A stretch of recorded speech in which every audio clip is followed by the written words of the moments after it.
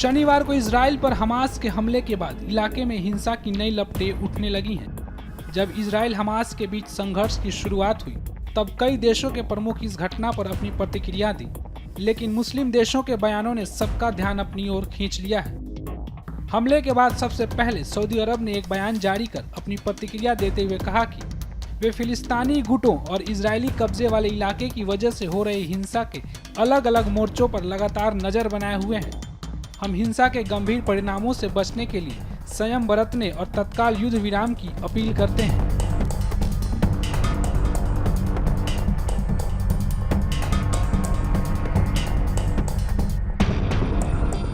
दूसरी तरफ संयुक्त अरब अमीरात ने इजराइल और फिलिस्तीनियों के बीच बढ़ती हिंसा पर गहरी चिंता व्यक्त की है और हिंसा को रोकने और नागरिकों के जीवन को संरक्षित करने के महत्व पर बल दिया है।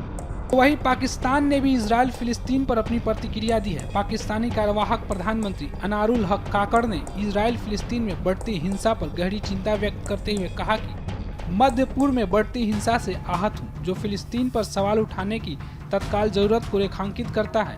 हम लोगों से संयम बनाए रखने और नागरिकों की सुरक्षा का आग्रह करते हैं। साथ ही पाकिस्तान के पूर्व प्रधानमंत्री शहबाज शरीफ ने सोशल मीडिया प्लेटफॉर्म एक्स के जरिए कहा कि मैं आज की घटनाओं से आश्चर्यचकित नहीं हूं। जब इजराइल फिलिस्तीनियों को आत्मनिर्णय और राज्य का दर्जा पाने के उनके वैध अधिकार से वंचित करता रहेगा तो कोई और क्या उम्मीद कर सकता है।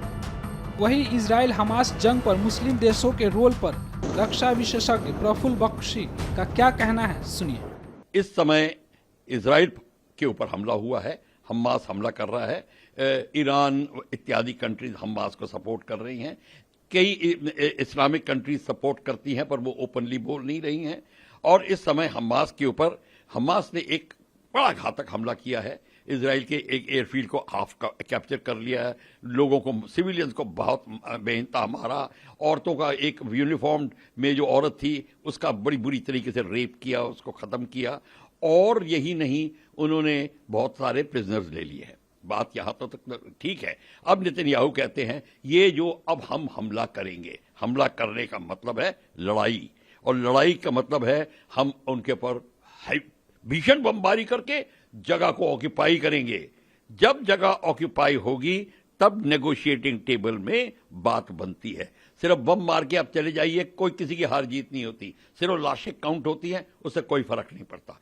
जब रियल एस्टेट जाती है, जब ज्योग्राफिकल टेरिटरी लूज होती है, फिर बात बनती है। इजराइल वो करने वाला।